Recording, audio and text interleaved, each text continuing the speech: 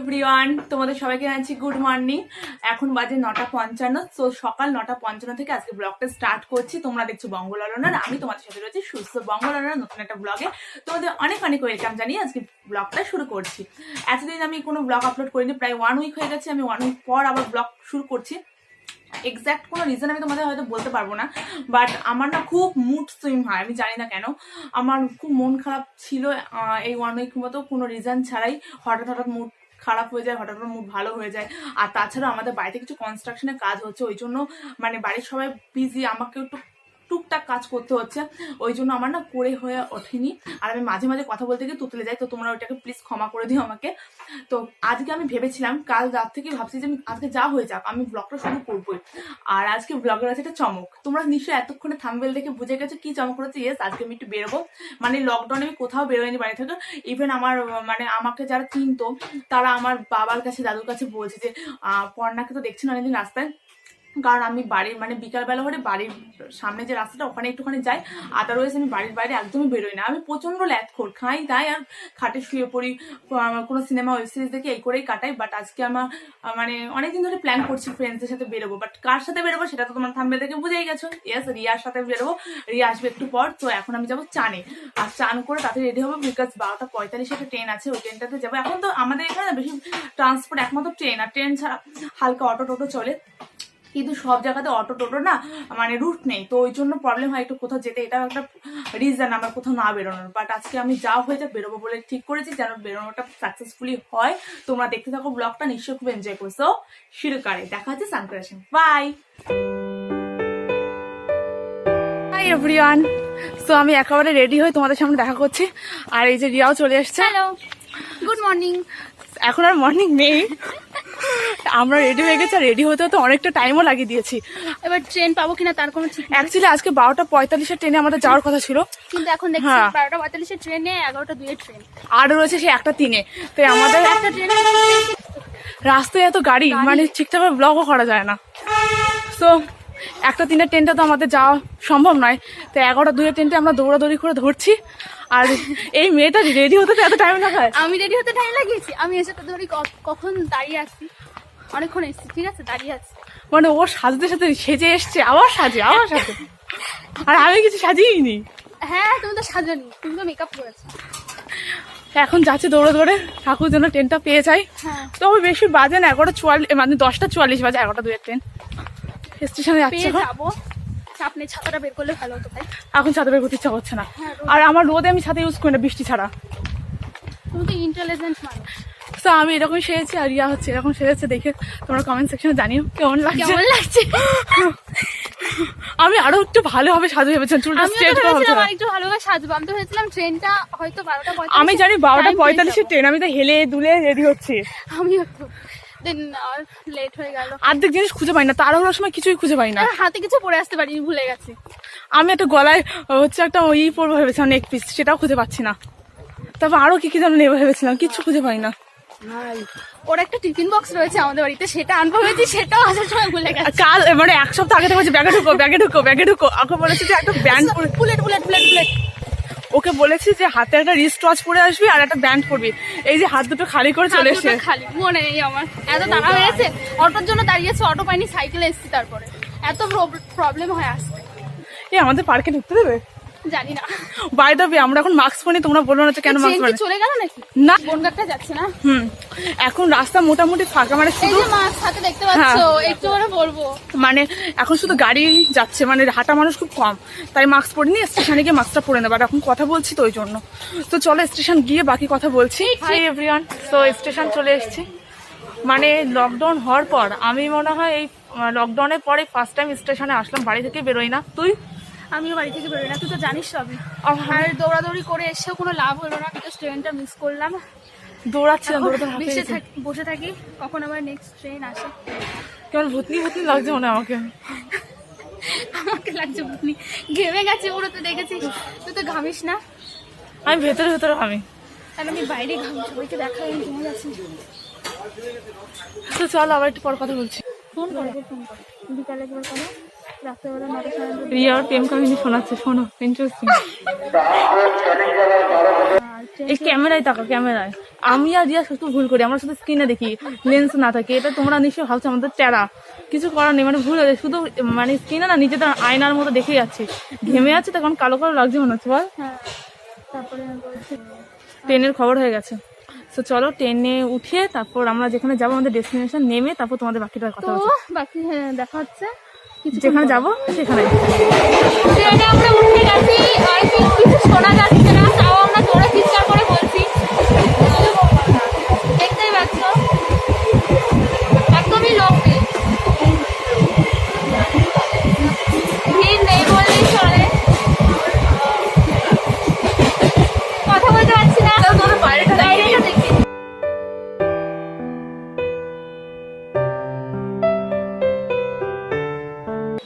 Hi guys, তো আমরা train থেকে নেমে গেছি। ও এতক্ষণ দেখছিল কোথায় যাব, আমরা খুঁজছে কিন্তু খুঁজে পাচ্ছে না। জাস্ট একটা পার্ক দেখলো, তো সেটা ক্লোজড আছে, যাওয়া যাবে না। এখন ভাবছি বনবিথি পার্কে যাব। তো অ্যাকচুয়ালি আমাদের ইচ্ছা ছিল আমরা সায়েন্স পার্কে, সায়েন্স পার্ক দুটোর আগে খুলবে না। আর আমরা এখন বনবিথিতে ট্রাই করছি, বাট বনবিথিটা আমার খুব একটা পছন্দ নয়। বনবিথিতে ছবিটা ভালো আসবে না, অন্ধকার। কিন্তু কিছু করার নেই। আর বনবিথি অনেকটা টাইম আসে, চোংটা ছাড়িয়ে বনবিথি অনেকক্ষণ অটো করে লাগে। এখন কি করবো সেটা আমরা কনফিউজ। তো তোমাদের একবার ভিউটা রেখে দিচ্ছি, তারপর আমরা বলছি।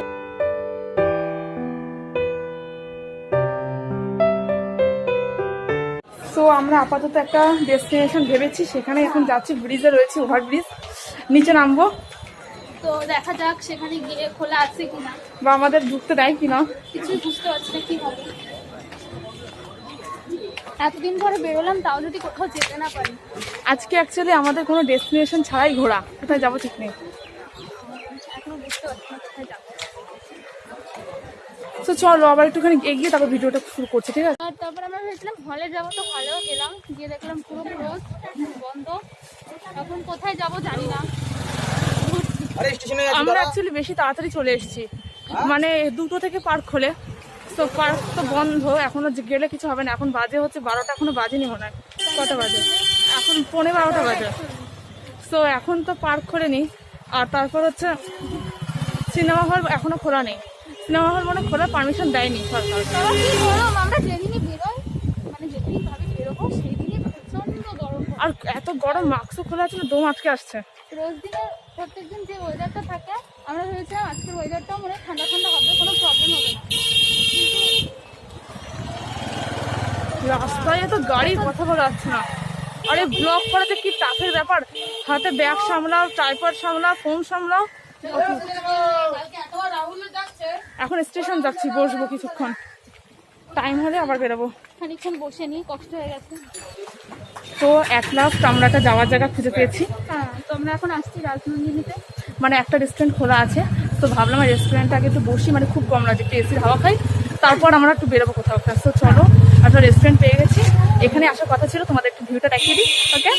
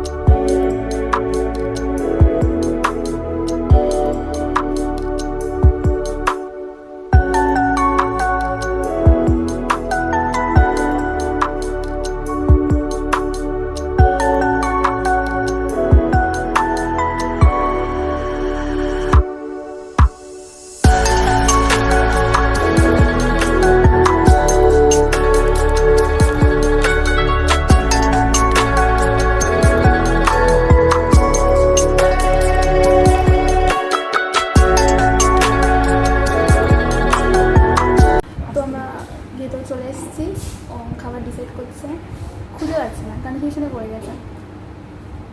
তাড়াতাড়ি খোঁজ, জানি না। Hi, hello. তো আস্তে কথা বলছি কারণ চারপাশের লোকরা আমার জোরে কথা বলে অকওয়ার্ড করছে, তো কেউ সব করে ওই জন্য আস্তে আস্তে কথা বলছে, তোমরা একটু ম্যানেজ করে নিও।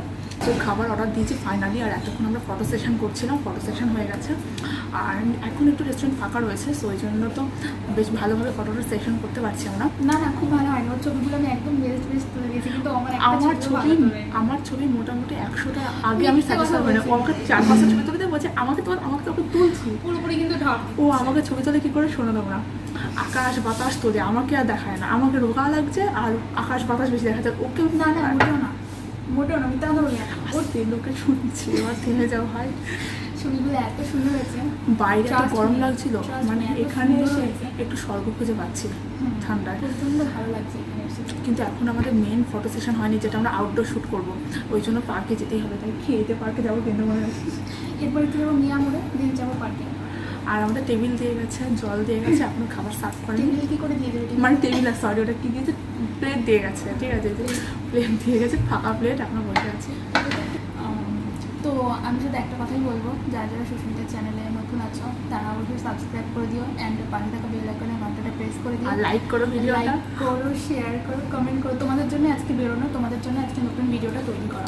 আমি তোমাদের আগে যেমন বলেছিলাম যে বাইরে বেরিয়ে ব্লগ করতে পারছি না, তো আজকে আমি ভেবেছি বাইরে বেরোবো আর তোমাদের জন্য বাইরের ব্লগ নিয়ে আসবো, তো ওই জন্যই করা। তো এরকম ভিডিও যদি তোমাদের ভালো লেগে থাকে কমেন্ট সেকশনে জানাতে হবে এরকম ভিডিও করার জন্য, দেন এরকম ভিডিও তাহলে আমরা নতুন আবার একটা জায়গা আসবো, আবার কিন্তু ঘুরতে বেরোবো মনে হচ্ছে। হ্যাঁ, তো যদি বলে, যদি তোমরা অবশ্যই ভিডিওটা অনেক বেশি মানে সাপোর্ট করো, ঠিক আছে। খাবার দিয়ে গেছে, একটা দিয়ে গেছে, আরেকটা এখনো আছে। তো আমরা অর্ডার করেছিলাম বাটার নান আর মাটন হান্ডি।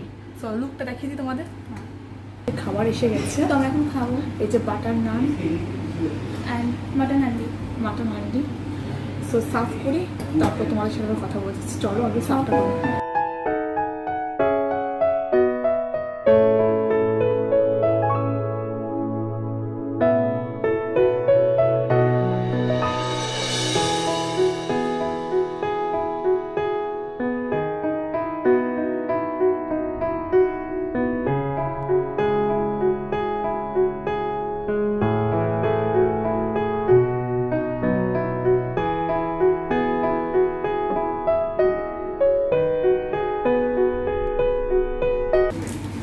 আমি তোমাদের উঠিয়ে দেখাতে পারছি না, এটা খেয়ে টেস্ট করে বলছি এটা টেস্ট আসলে কেমন হয়েছে।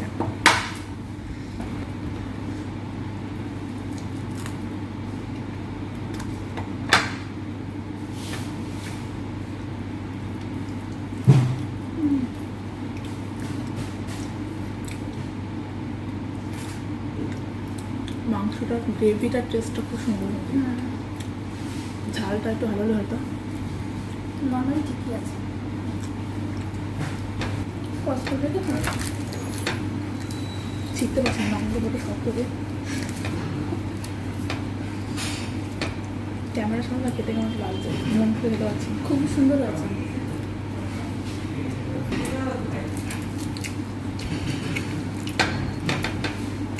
অ্যাকচুয়ালি এখন বেশি একটা খেতে পাইনি সত্যি কথা বলতে, কিন্তু এত ভালো ভালো খাওয়া তো এখন সামলাতে পারছি না লোক। কিন্তু সত্যি কথা বলতে নানটা না একটু হার্ড, আমি জানি না নানটা হার্ড হয় কিনা, আমি খেয়েছি কিন্তু এতটা হার্ড, এখানে একটু কড়কড়া টাইপসের, ঠিক আছে, একটু সফট না, বাট গ্রেভিটা মাংসটা খুবই টেস্টি হয়েছে। গ্রেভি তো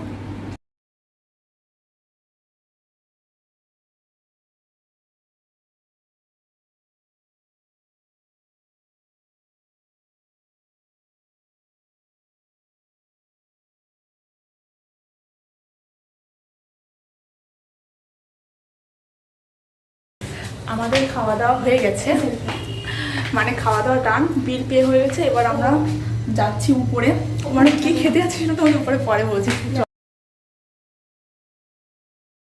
তো আমরা চলে এসেছি ভেতরে, ভেতরে খুব গান হচ্ছে, তোমাদের একবার দেখিয়ে দিই চারপাশটা, ভেতরটা খুব সুন্দর। তো এখন আমাদের অর্ডার নিতে আসেনি, বসে আছি,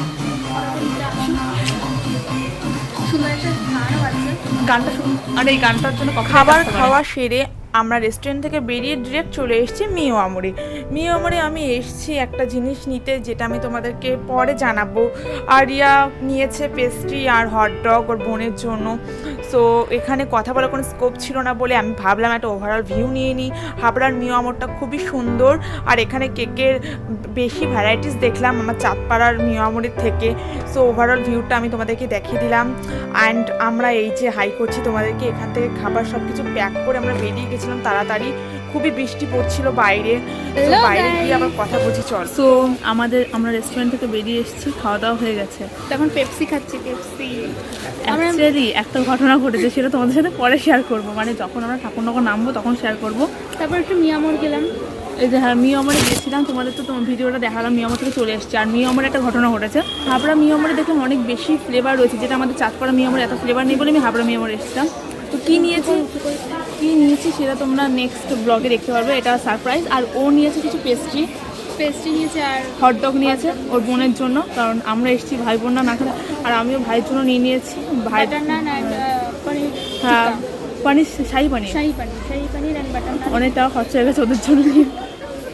সো আমরা এখন হাবড়া প্ল্যাটফর্মে, মানে ট্রেন আসার এখনও দেরি আছে। তোমাদের যেমন বললাম, আমরা এই 3 নম্বরে এসেছি একটু ঘুরতে হাঁটতে। এখানটা বেশ ফাঁকা আছে, এই যে রিয়া।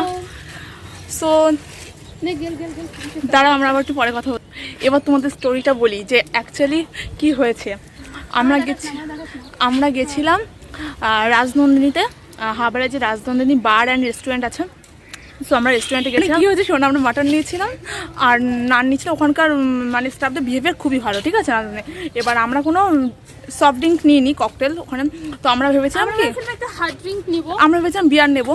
তো আমরা গেছিলাম হচ্ছে উপরে, যেখানে বার, তো বারটা ফাঁকা ছিল। ওখানকার স্টাফ বলেছে আপনারা উপরে চলে যান, গিয়ে ওখানে নিতে পারেন হার্ড ড্রিঙ্ক। এবার ভালো কথা, আমরা গেছি, গিয়ে ওখানে বসেছি।